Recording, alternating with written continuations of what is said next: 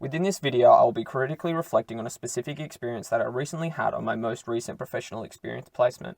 To do this, I will look at my personal reaction and my impact on the situation, why I reacted in the way that I did, view the situation from a variety of perspectives, and finally speak to the feedback that I received from my supervising teacher to determine how I can best improve my teaching practice. The experience that this video will be addressing took place within an independent all-girls Catholic secondary college located within Brisbane. Within this school, there are nearly 900 students ranging from year 7 to 12. Only 1% of the student body identifies Indigenous, with only 3% having a language background other than English. This school has a community socio-economic advantage value slightly higher than that of the Australian average, with the main cause likely being the 40% of students who come from the top quartile of the Australian socio-economic population.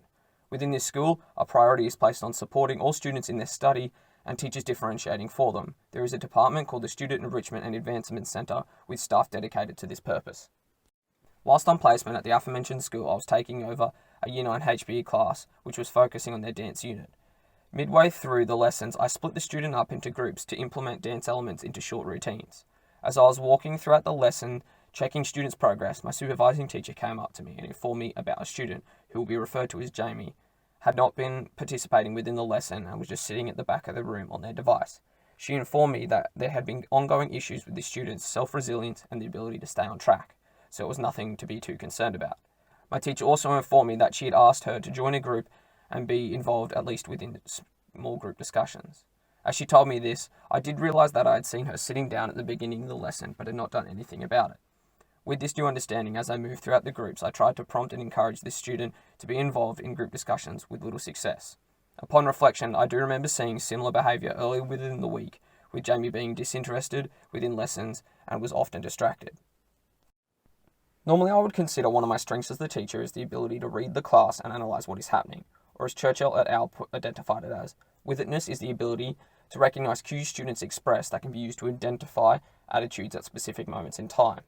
I may be able to read the cues students present, but it appears my weakness is in the ability to process them and act on them in a fashion that will bring about desired outcomes. As I said, after I had been informed of this situation, I consciously tried to get Jamie involved. This is because I believe that all students have the ability to learn and should not be excluded from class activities, but it should not have taken the intervention of my supervising teacher for me to get Jamie participating within the lesson. Student data and ICT could have been utilised to implement effective differentiation strategies for not just Jamie, but for the whole class. I often find it can take a substantial amount of time to develop and implement a differentiation within my lessons. As a result, it can often be labelled as something that I'll come back to once everything else is finished. This sentiment is often shared by teachers who also believe that they do not have what it is required to be successful in considering all students within their class. Because of this negative experience, it has made me reluctant to even attempt differentiation at all. This is obviously detrimental to my students and the quality of my teaching. I know and understand that part of being an educator is to accommodate for each and every student. This is stated by the Melbourne Declaration within all levels of the ATSL professional standards for teachers.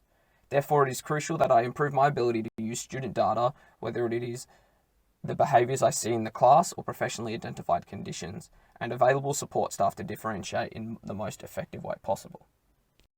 My supervising teacher had identified that ICT and student learning data were areas that needed improvement. In order to achieve this, I could ask to see students' documents to gain an understanding of their achievement and learning levels, for example, a digital portfolio. As my teacher suggested, asking school staff for what they have learned about students and the best way to approach different learning strategies would help me gain crucial information required to make learning more engaging and targeted to students. My supervising teacher also suggested use of a number of ICT skills as a way to integrate differentiated learning and teaching within my lessons. This would also be a simple way to implement cross-curricular capabilities within my classes.